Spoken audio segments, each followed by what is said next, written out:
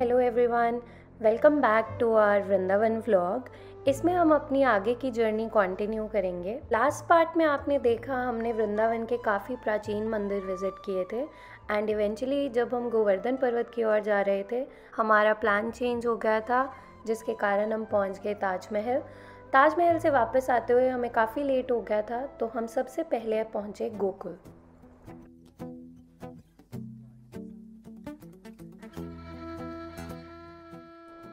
गोकुल में कृष्णा की परवरिश हुई थी।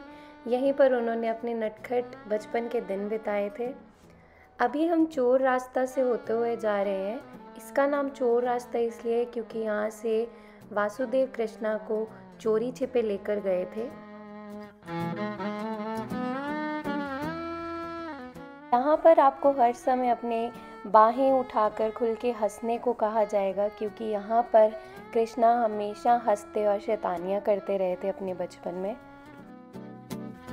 यहाँ नंद बाबा रहते थे, यहाँ कृष्ण जी की परवरिश हुई और बलदेव जी का जन्म स्थान, भगवान श्री कृष्ण का जन्म स्थान था मथुरा और बलदेव जी का जन्म स्थान ये गोकुल। ये नंद देव 1 2 3 यहाँ से लेके वहाँ तक है और अंदर भी लगे हुए हैं। कुल मिलाकर के खंभों की संख्या 84 है। 80 खंभा देवताओं के कारीगर विश्वकर्मा जी ने लगाए और 4 खंभे ब्रह्मा जी ने ब्रह्मलोक से लाके लगाए। 80 4 84 आप गिनती करो तो गिनती में कभी 83, कभी 85, कभी 80, कभी 81, लेकिन गिनती में कभी 84 नहीं आती। ये 84 खंभे क्यों लगे?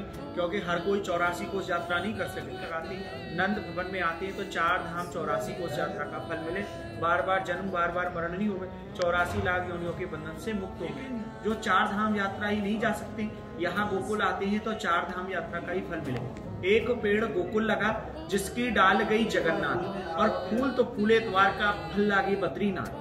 भगवान ने अपने माता पिता का आशीर्वाद प्राप्त किया और 3 धाम बसाया। 4था धाम है राम का धाम रामेश्वर धाम। तो ये भी दाऊ जी का दरबार है और कृष्ण जी का दरबार है। जो कृष्ण नहीं कर सकते, दाऊ जी नहीं कर सकते, वो मैया यशोदा बहुत जल्दी कर सकते हैं। तो माँ के बिहारी लाल की, हमारे बिहारी लाल की। तो अभी मंदिर में चलेंगे और यहाँ 2 कदम घुटनों के बल चलते हैं। जैसे घर में बच्चा चलता है, आप कभी बचपन में चले होंगे घुटनों के बल, ऐसे ही यहाँ घुटनों के बल चले, क्योंकि यहाँ भगवान श्री कृष्ण स्वयं चले, बलदेव जी स्वयं चले, तो यहाँ घुटनों के बल चलते हैं। और घुटनों के बल चलो तो मुख से बोलना पापा पैया चले कन्हैया, पापा पैया चले। And with this we come to the end of day 2 at Vrindavan.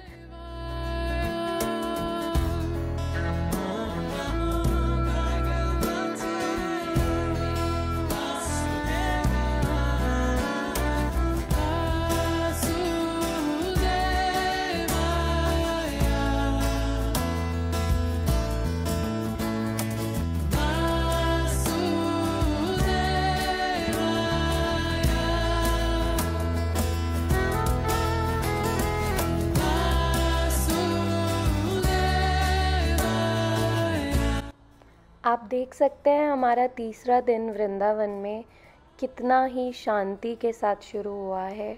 Just looking at this river gives you so much serenity in itself. Yamuna नदी की हिंदू माइथोलॉजी में बहुत सिग्निफिकेंस है। वृंदावन में 48 यमुना के घाट हैं।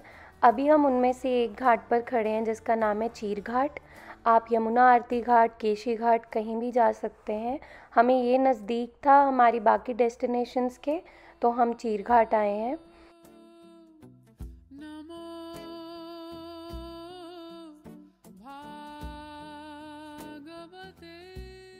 यमुना मैया की पूजा करने के लिए हमने दिया ले लिया है।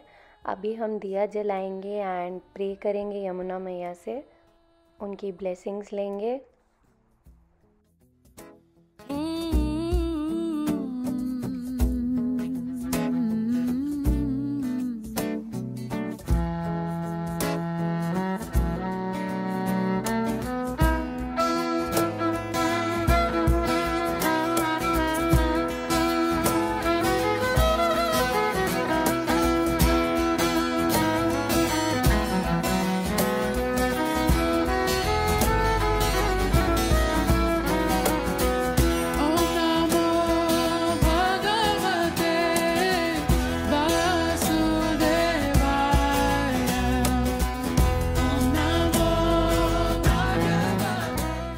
दिया हमने जला दिया है and it's time to go for boating. हम सब एक एक करके अपनी बोट पर चढ़ गए हैं। यहाँ पर बहुत सर्दी है, बहुत ज़्यादा ठंड लग रही है, तो हम सब एकदम पास पास होकर बैठेंगे ताकि हमें सर्दी नहीं लगे।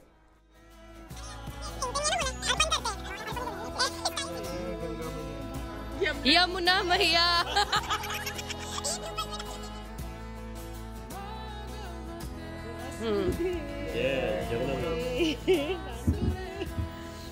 As you can see, we had a lot of fun on the boating ride. अगर आप अभी ध्यान से देखेंगे तो स्क्रीन के सेंटर में आपको कृष्णा कपड़ा कदम दिख रहा है। ये वो प्राचीन पेड़ है जिसके ऊपर गोपियाँ अपने कपड़े रखकर स्नान करने जाती थी और कृष्णा वो कपड़े चोरी करके छिपा देते थे। ये पेड़ किसी अजूबे से कम नहीं है, क्योंकि हज़ारों करोड़ों साल पुराना पेड़ आज भी हरे पत्तों से भरा दिखता है। इसकी जड़ें खोखली हो चुकी हैं, जिसके कारण इसको मेटल रॉड्स के सहारे से खड़ा किया गया है।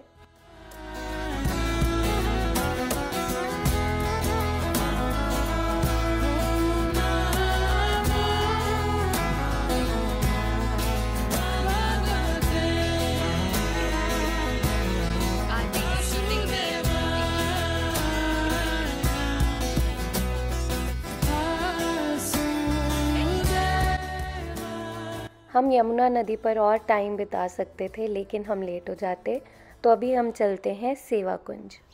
बोलो राधा रानी की जय। देखिए, इस वन को बोलते हैं सेवा कुंज वन।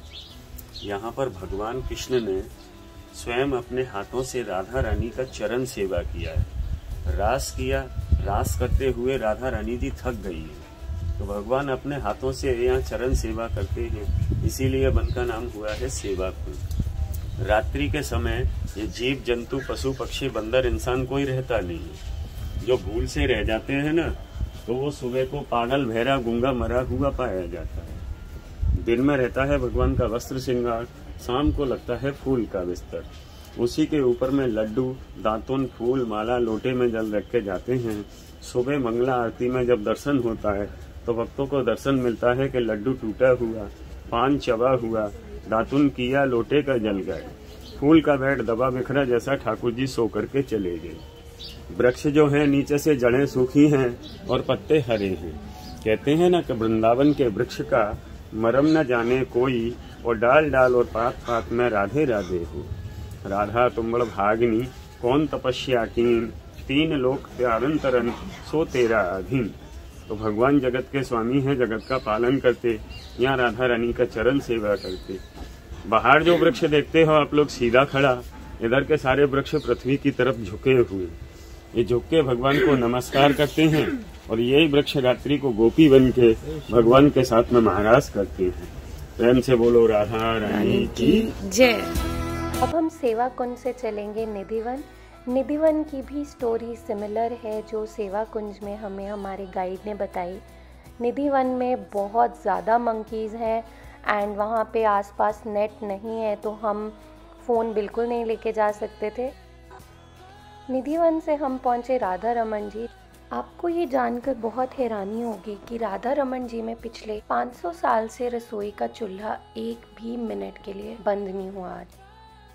और अब हम पहुंच गए हैं वृंदावन के एक और प्राचीन मंदिर, राधा दामोदर जी। आज हमारे टमटम ड्राइवर सैमी है। माना जाता है कि राधा दामोदर जी की 4 परिक्रमा करने से आपको गोवर्धन परिक्रमा का फल मिलता है।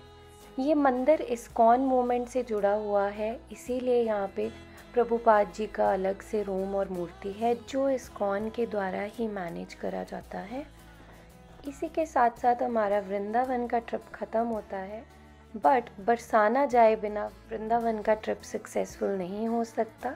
तो हम फाइनली मथुरा से आए हैं बरसाना जो कि राधा रानी का घर है। यहाँ पर श्री राधा रानी टेम्पल में हम आए हैं जो भानुगढ़ हिल पर है। That is named after Radha's father Vrishabhanu. इस मंदिर में आज भी होली बहुत ही धूमधाम से मनाई जाती है।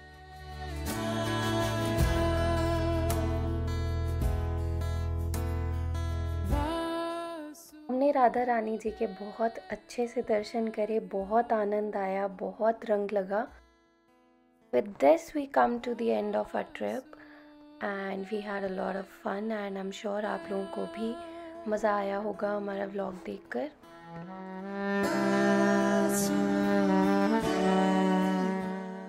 अगर आपके पास किसी भी तरह के कमेंट, सजेशन, फीडबैक कुछ भी है, please leave it in the comment section and like, share, subscribe करना नहीं भूलें।